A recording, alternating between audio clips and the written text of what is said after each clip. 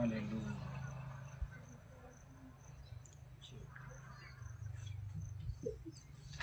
यावेळेस आपण प्रार्थना करूया. स्वर्गीय पिता, मी धन्यवाद करतो प्रभू येशूच्या पवित्र नावामध्ये. तुझे आम्ही आभार मानतो, तुझ्या नावाला आम्ही गौरव देतो.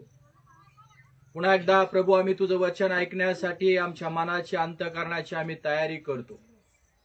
पवित्र आत्मा, तू आज आमच्यामध्ये उपस्थित आहे, त्याबद्दल आम्ही सर्वजण तुला धन्यवाद देत आहोत. आणि तू आज आमच्या हृदयासंग बोलणारा प्रभू आहेस. प्रत्येक अंतःकरणाची आज भेट घे पिता. आणि आज तुला गौरव, महिमा आणि धन्यवाद मिळणाऱ्या या वचनातून साक्ष उभ्या राहोत, अशा मी तुझ्या चरणी प्रार्थना करतो. प्रभू येशूच्या नावाने प्रार्थना मी मागतो. आमेन. धन्यवाद करता हूँ प्रभु, स्तुति मैं करता प्रभु. धन्यवाद करता हूँ प्रभु, स्तुति मैं करता प्रभु. धन्य यीशु राजा, धन्य यीशु राजा. बोला, धन्य यीशु राजा, धन्य यीशु राजा. अब तक संभाला धन्य राजा, अब तक संभाला धन्य राजा. नया दिन दिखलाया धन्य राजा, नया दिन दिखलाया धन्य राजा. धन्यवाद करता हूँ प्रभु. बोला, स्तुति मैं करता प्रभु. ओ धन्यवाद करता हूँ प्रभु, स्तुति मैं करता प्रभु. बोला, धन्य यीशु राजा. ओहो, धन्य यीशु राजा. बोला, धन्य यीशु राजा, धन्य यीशु राजा. यीशु प्रभु की आज फादर डे आहे. जगभरामध्ये आज वडील दिवस सेलिब्रेशन करतात, साजरा करतात. आणि आज फादर दिनाच्या निमित्तानं वरखेड या ठिकाणी मंडळीमध्ये जे वडील आहेत त्या वडिलांना शुभेच्छा. वडील दिन तुम्हाला आनंदाचा जाओ. तुमचा लेकरांकडून तुमचं कौतुक व्हावं, तुमची वाहवा व्हावी, तुमची प्रशंसा व्हावी आणि परमेश्वराची सेवा कार्य करण्यास देव तुम्हाला आणखी उत्तेजन देव. सगळेच आपण परमेश्वराच्या वचनाकडे जाऊया आणि आपण आज देवाचं वचन ऐकूया. येशू मसीह की आज बाप या विषयावरती पवित्र शास्त्र आम्हाला काय सांगत आहे त्यावरती आपण चिंतन आणि मनन करूया. देवाच्या नजरेमध्ये, प्रभूच्या नजरेमध्ये मानवजात किंवा मनुष्याला देवाने एक वडिलांचा दर्जा दिलेला आहे. आणि प्रत्येक वडील एक आदरणीय वडील व्हावे, विश्वासणारे वडील व्हावे, परमेश्वराची सेवा कार्य करणारे वडील व्हावे, देवाच्या वचनाचं आज्ञाचं पालन करणारे वडील व्हावे. म्हणून परमेश्वर देखील या संपूर्ण भूमीवर, पृथ्वी तलावर असणाऱ्या सर्व वडिलांना त्याच्याकडे आज बोलवत आहे. जे वडील आज प्रभूकडे आलेले आहेत आणि येशूच्या नावावरती त्यांनी विश्वास ठेवलेला आहे, ते धन्य झालेले आहेत, ते आशीर्वादित झालेले आहेत, ते सुखी झालेले आहेत. तर आज तुम्ही आले पाहतो, देवाच्या नजरेमध्ये, प्रभूच्या नजरेमध्ये ज्यावेळेस येशू ख्रिस्त या जगामध्ये आला मनुष्य रूप धारण करून आणि पवित्र शास्त्रामध्ये लिहिलेला आहे तो आपल्या स्वर्गीय बापाला अब्बा म्हणून हाक मारायचा किंवा अब्बा पिता त्याने असं त्याला म्हटलेलं आहे। आणि यहोवाचं पहिलं पुस्तक याचा अध्याय पहिला आणि वचन क्रमांक 12 आपण वाचूया।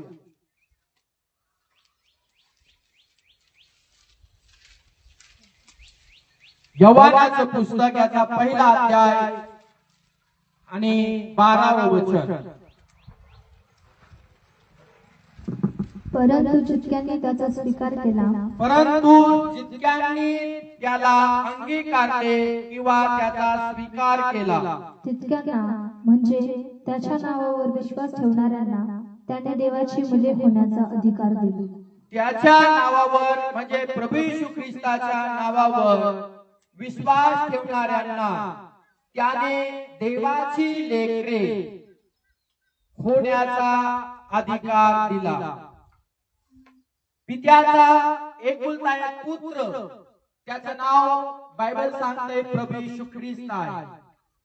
ज्यावेळेस या भूमीवरती या पृथ्वी तलावरती आला शास्त्रामध्ये लिहिलेलं आहे की तो देवाच्या आपल्या स्वर्गीय पित्याच्या आज्ञाच्या पालनामध्ये जीवन जगू लागला।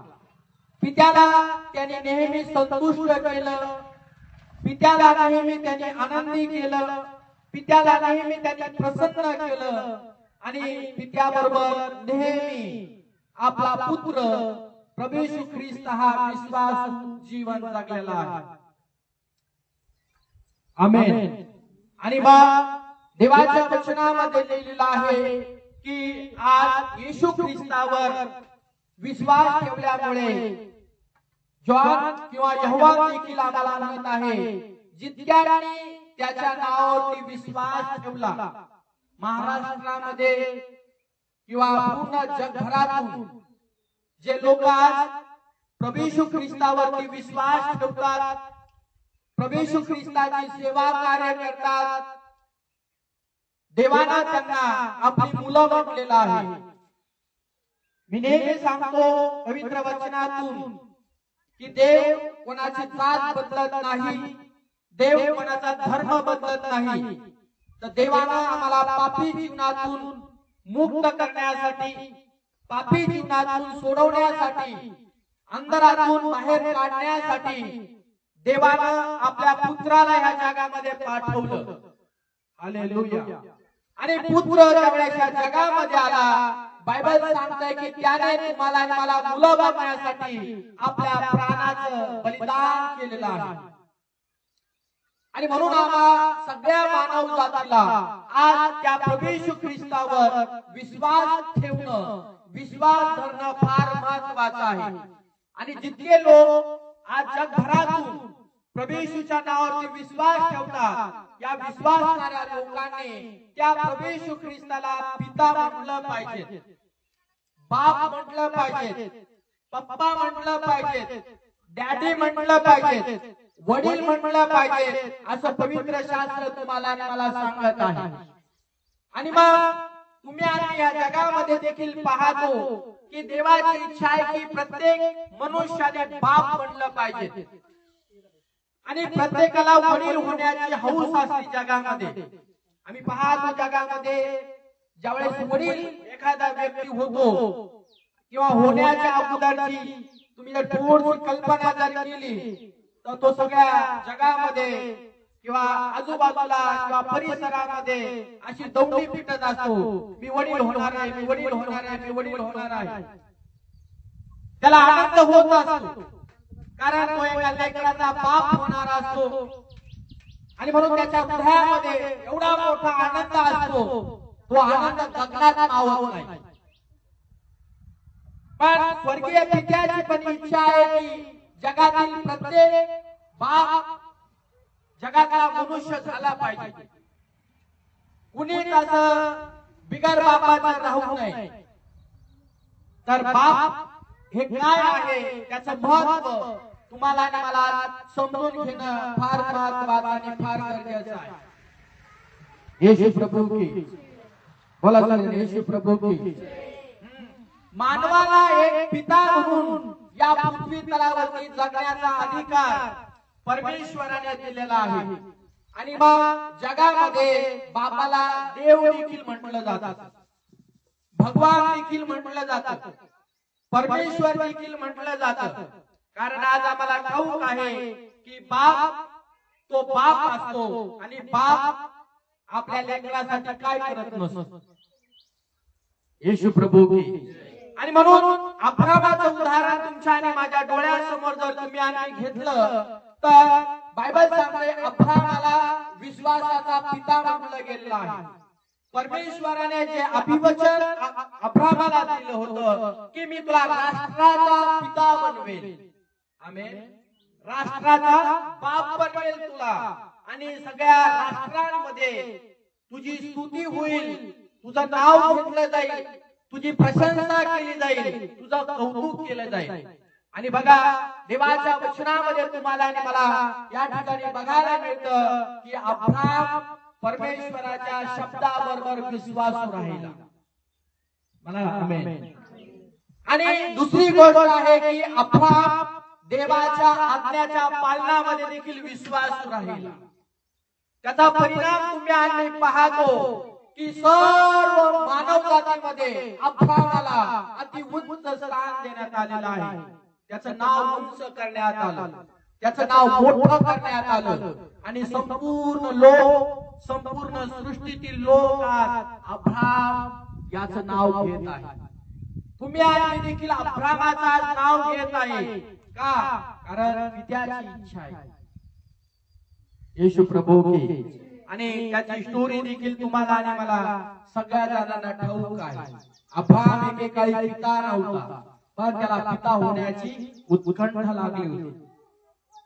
आणि तुम्हाला मला ठाऊक आहे की तो देवाबरोबर 25 वर्ष विश्वासामध्ये राहिला.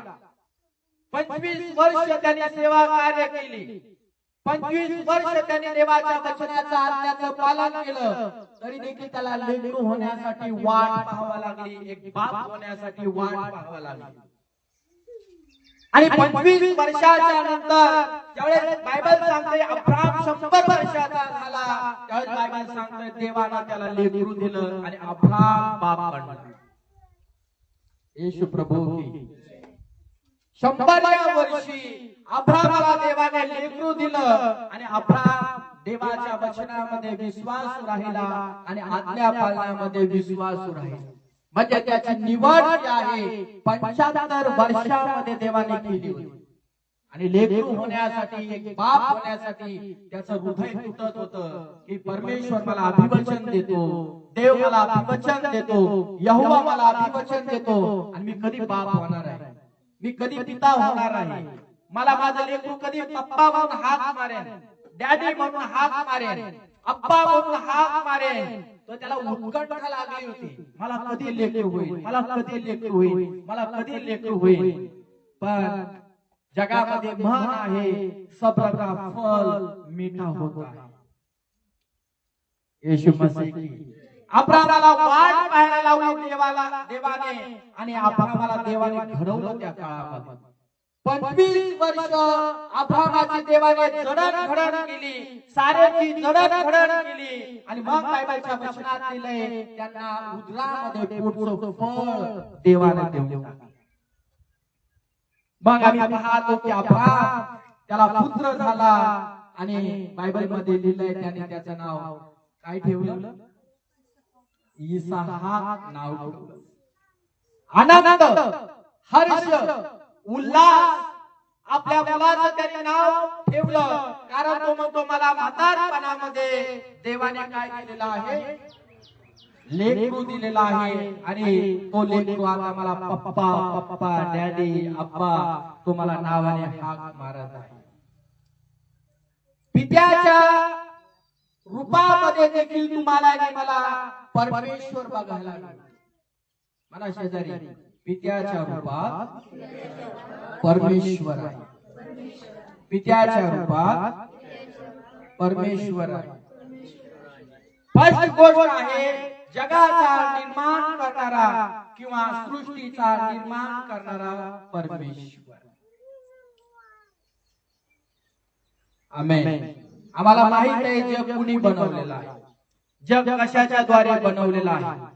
त्याला बायबल सांगतंय सृष्टीचा निर्माण करणारा परमेश्वर असं म्हटलेलं आहे. येशू मसीह की. आणि देवाच्या वचनामध्ये लिहिलं आहे की जगामध्ये जेवढी मनुष्य आहे किंवा जेवढे जगामध्ये बाप झालेले आहेत आणि भविष्य काळामध्ये जे बाप होणार आहे त्या सगळ्यांचा निर्माण करणारा एकच परमेश्वर आहे. अनेक देव नाहीये, एकदम ब्रह्मद्वितीय नास्ती. हे संस्कृत मध्ये लिहिलं आहे परमेश्वर हा एकच आहे, अनेक परमेश्वर नाही. तर ह्या जगाचा निर्माण करणारा अनेक नाहीये, या सृष्टीला बनवणारा सृष्टीचा रचनाकार एकच परमेश्वर आहे. आणि बायबल सांगते त्याला म्हटलंय वाक्य ब्रह्म. शब्द हा परमेश्वर आहे आणि शब्दाला त्या ठिकाणी येशू ख्रिस्त नाव दिलेलं आहे. दुसऱ्या भाषेमध्ये मसीहा नाव त्याला दिलेलं आहे आणि शब्दाच्या द्वारे म्हणजे येशू या नावाच्या द्वारे या सृष्टीची निर्मिती केलेली आहे. आणि त्या परमेश्वराची तुम्ही आणि मी सगळी मुलं आहोत. या जगातला कोणाचा बाप वेगळा नाहीये. जरी तुम्ही काळे आहात, तुम्ही गोरे आहात, तुमचा आणि माझा बाप वेगळा नाहीये. अखंड सृष्टीचा निर्माण करणारा जरी एक प्रभू आहे, तर जेवढी जगामध्ये मानव आहेत, माणसं आहेत, बाप झालेले आहेत, त्यांचा देखील बाप एकच आहे. येशू मसीह की. म्हणा माझा बाप एकच आहे. सगळेजण म्हणा माझा बाप एकच आहे. त्याचं नाव प्रभू येशू ख्रिस्त आहे. ज्याने सृष्टी बनवली त्याला बाप म्हणतात. येशू मसीह की. दुसरी गोष्ट तुम्ही आणि पाहतो पित्याच्या रूपात परमेश्वर काय करतो, मानव जातीच्या कल्याणाच्या गोष्टी करत असतो. पित्याची नेहमी इच्छा आहे, देवाची नेहमी इच्छा आहे की आपल्या मुलांचं त्यांनी पालन पोषण करावं, आपल्या मुलांची त्यांनी काळजी घ्यावी. ज्या देवाने हे विश्व निर्माण केलं आणि ज्या देवावरती म्हणजे प्रभू येशू ख्रिस्तावर तुम्ही आणि आज विश्वास ठेवतो, त्या देवाला तुमची आणि माझी काळजी आहे. या संपूर्ण जगातल्या लोकांची आज प्रभू येशू ख्रिस्त काळजी घेत आहे. तुमच्या चिंता काय आहे त्याला माहित आहे, तुमचे प्रॉब्लेम काय आहे त्याला माहित आहे, तुम्ही कुठल्या अडचणीमध्ये आहेत त्याला ठाऊक आहे, तुम्ही दारिद्र्यामध्ये आहात त्याला ठाऊक आहे. म्हणजे कोणत्याही परिस्थितीमध्ये या जगातला मनुष्य जगत असेल त्या बापाची इच्छा आहे, त्या पालन करणाऱ्या देवाची इच्छा आहे की माझ्या लेकराला मला सांभाळणं फार महत्वाचं आणि फार गरजेचं आहे. तर तो सृष्टी निर्माण करणारा देव तुमच्याकडे माझ्याकडे आशाने पाहत आहे की ह्या मुलांनी माझ्या नावावरती विश्वास ठेवलेला आहे, तर यांची काळजी घेणं किंवा यांचं पालन पोषण करणं, यांना लागणाऱ्या गरजा पुरवणं ही त्या देव पित्याची एक जबाबदारी आहे. येशू मसीह की. येशू मसीह की. आणि ज्यावेळेस तुम्ही आणि अडचणीत असतो, ज्यावेळेस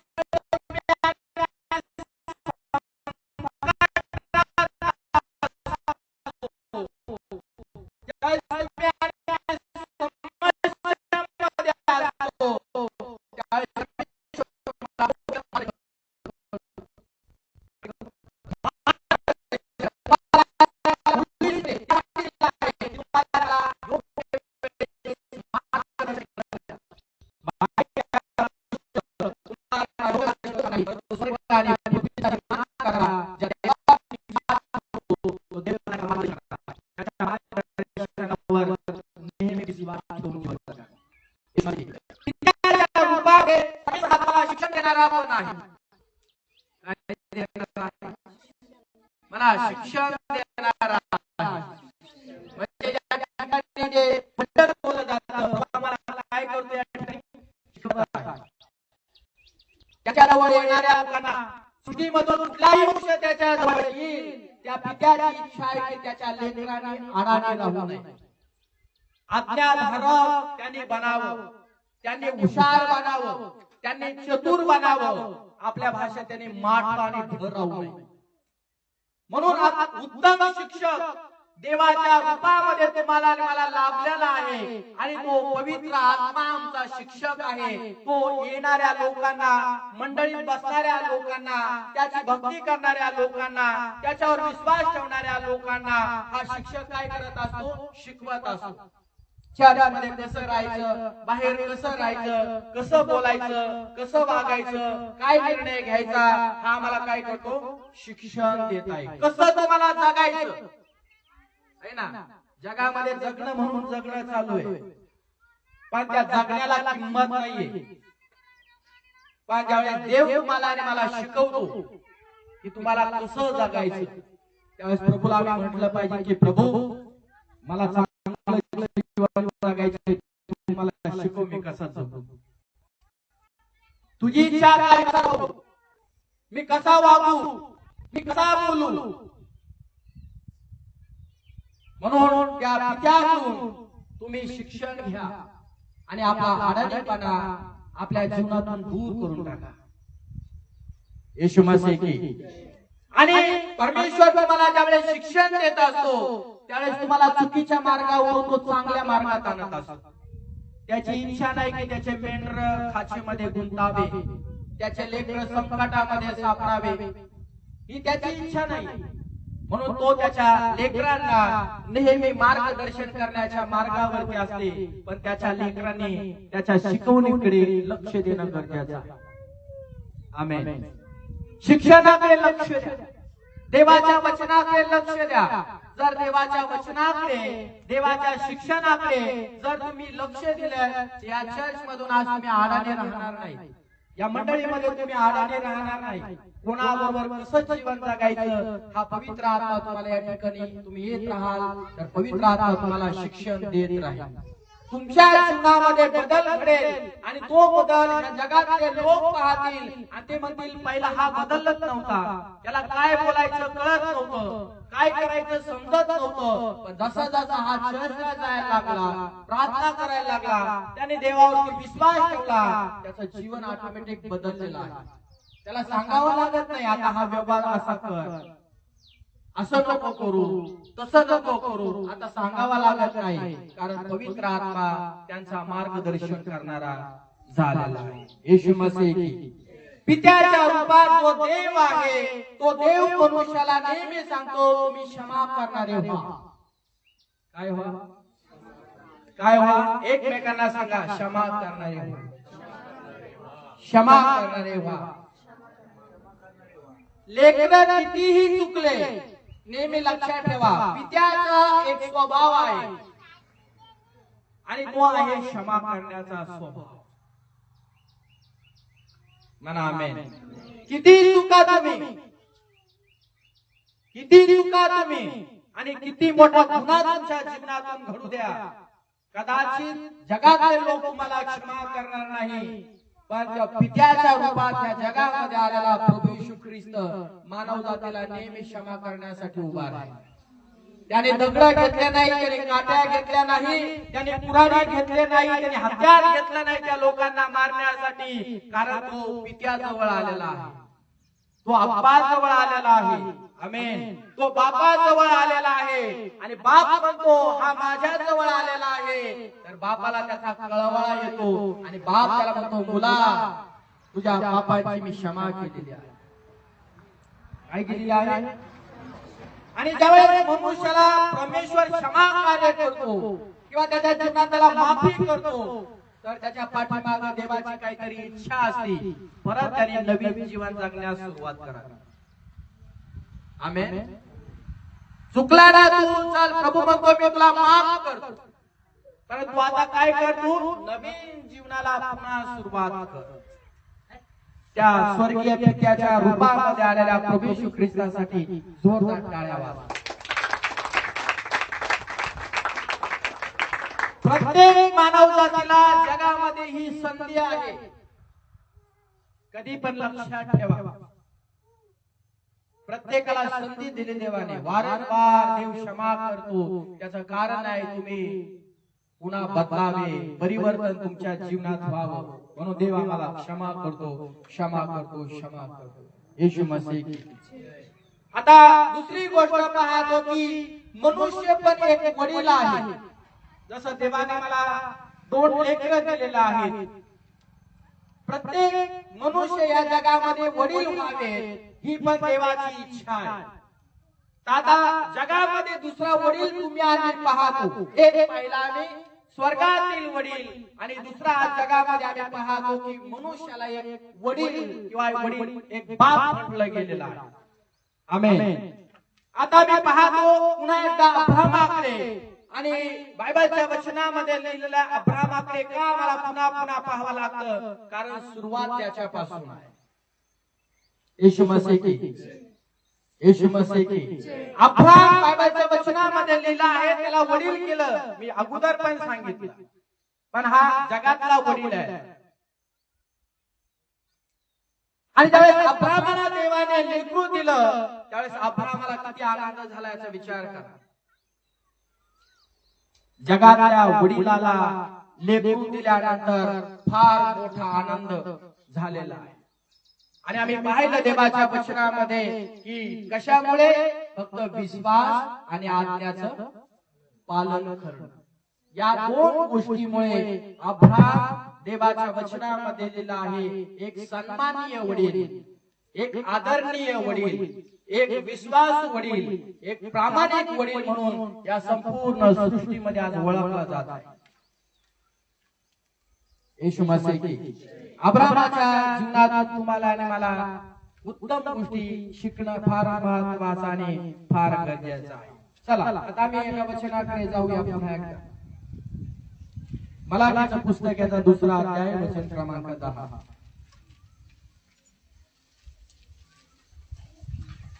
मलाकीचं पुस्तक 2रा अध्याय वचन नंबर 10.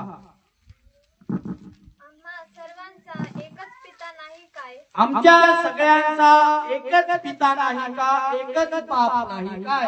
एकाच देवाने आम्हाला उत्पन्न केले नाही काय? एकाच देवानं आम्हाला उत्पन्न केले नाही काय? असे असताना आम्ही आपापल्या बंधूचा विश्वासघात करून आपल्या पूर्वजांचा करार का मोडतो बरे? हा, स्लो वाचा, थोडं हळू वाचा. आम्हा सर्वांचा एकच पिता नाही काय? आमच्या सगळ्या जणांचा म्हणजे निर्माण करणारा तुमचा आणि माझा देव एकच आहे. एकाच देवाने आम्हास उत्पन्न केले नाही काय? एकच देव तुम्हाला आणि मला आईच्या उदरामध्ये या जगामध्ये बापाच्या बीजाच्या द्वारे पोटामध्ये गर्भधारणेच्या द्वारे उत्पन्न करतो किंवा जन्माला या भूमीवरती आणतो. असे असता आम्ही आपापल्या बंधूंचा विश्वासघात करून आम्ही आपापल्या बंधूचा, एक आहे प्रभू येशूवरती विश्वास ठेवणारा तुमचा भाऊ आणि एक आहे विश्वास न ठेवणारा जगातील भाऊ किंवा नात्यातला एक भाऊ, त्या भावाबरोबर विश्वासघात करून आम्ही विश्वासघात करून आपल्या पूर्वजांचा करार का मोडतो बरे? आमच्या पूर्वजांचा करार म्हणजे अब्राहम, इसाक आणि याकोब यांना जे देवाने अभिवचन दिलेले आहेत, परमेश्वराने ह्या 3 लोकांबरोबर जे करार केलेला आहे, तुम्ही असे वादविवाद घालून का मोडता हा करार? सगळ्या जगाला परमेश्वर चेतावणी देत आहे, इशारा देत आहे. ही परंपरा आलेली आहे ना, ही परंपरा तुम्ही का मोडता? आता निर्माण करणाऱ्या प्रत्येकाचा वेगवेगळा झालाय. हा म्हणतो हा जगाचा निर्माण करणारा आहे, तो म्हणतो तो आहे, तो म्हणतो ते आहे. त्यामुळे काय होत आहे जगामध्ये? वाद भांडणं मारामाऱ्या व्हायला लागल्या. आणि भांडण कोणाचे चालले, मारामाऱ्या कोणाच्या चालल्यात? भाऊ भावाला मारत आहे, रक्ताचा भाऊ रक्ताच्या भावाला मारत आहे, चुलत भावाला मारत आहे, मावस भावाला मारत आहे, अजून कोणाला तरी मारत आहे. वाटोळ कोण कोणाचं करत आहे. आणि हे कशावरून चाललेलं आहे? परमेश्वराने दिलेला करार जो आहे ते आता हे माणसं मोडायला लागलेले आहे. हे कोण आम्हाला शिकविल किंवा या जगातल्या लोकांना शिकविल की तुमचा आणि माझा निर्माण करणारा? मलाकीच्या पुस्तकामध्ये लिहिलं आहे बाप हा एकच असतो. अनेक बाप आहे का जगामध्ये? सांगा मला. सृष्टीचा निर्माण करणारा देखील एकच देव आहे. आणि तुम्हाला आणि मला निर्माण करणारा देखील बायबल सांगते एकच देव आहे. का खूप